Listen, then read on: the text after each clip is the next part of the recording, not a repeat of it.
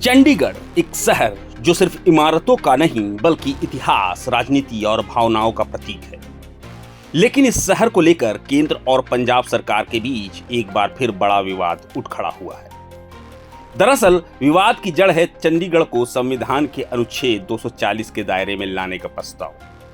मतलब राष्ट्रपति को यह अधिकार मिल जाता है कि वो शहर के लिए सीधे नियम बना सके, यानी चंडीगढ़ को अन्य केंद्र शासित प्रदेशों की तरह एक स्वतंत्र प्रशासक यानी उपराज्यपाल को दिया जा सकता है।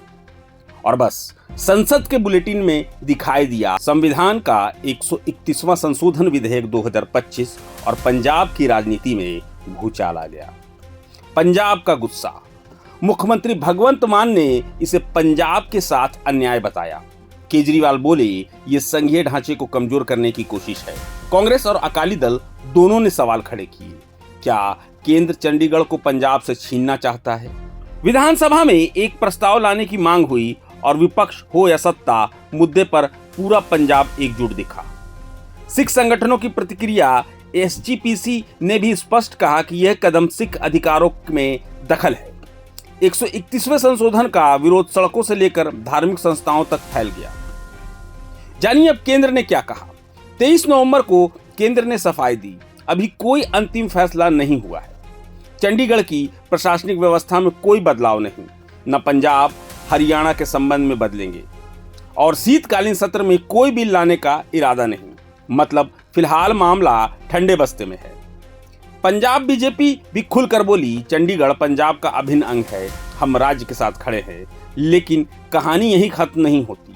1966 के पुनर्गठन के बाद चंडीगढ़ पंजाब और हरियाणा दोनों की राजधानी है। पहले भी 2020 में ऐसा प्रयास हुआ था, लेकिन विरोध के चलते सरकार को पीछे हटना पड़ा। आज दोबारा इतिहास खुद को दोहराता हुआ दिख रहा है। वर्तमान स्थिति क्या है?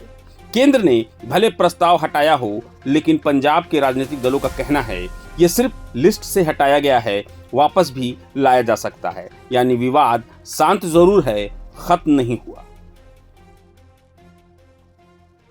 भगवंत मान विषय पर बिना पढ़ाई लिखाई किए हुए विरोध कर रहे हैं। इसी प्रकार जो बाकी विरोधी दल है वो भी उस पर बिना पढ़ाई लिखाई के विरोध कर रहे हैं। मेरा निवेदन है, कृपा कर ध्यान से पढ़ें। कहीं भी किसी प्रकार का कोई बदल होने जा रहा नहीं है। सिर्फ इतना ही बदल है सिर्फ कि अभी प्रशासनिक तौर पर कुछ भी अगर वहां पर व्यवस्थाओं को लेकर कुछ कानून में बदल करना होता है तो वह पार्लियामेंट में आता है। वो पार्लियामेंट में आकर राष्ट्रपति जी के पास जाएगा। उल्टा ये तो चंडीगढ़ के लिए और सुविधा हो जाएगी कि उतना समय बचेगा। पार्लियामेंट जाने के बाद 3 से 6 महीने, साल भर भी लग सकता है कानून में कुछ भी बदल करना हो। राष्ट्रपति जी के पास जाने के बाद उसमें उतना समय नहीं लगेगा।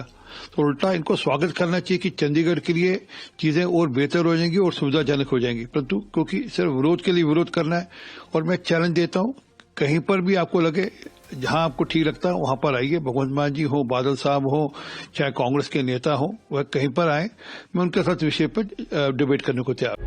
प्रभातखबर.com, विश्वास वही, रफ्तार नहीं।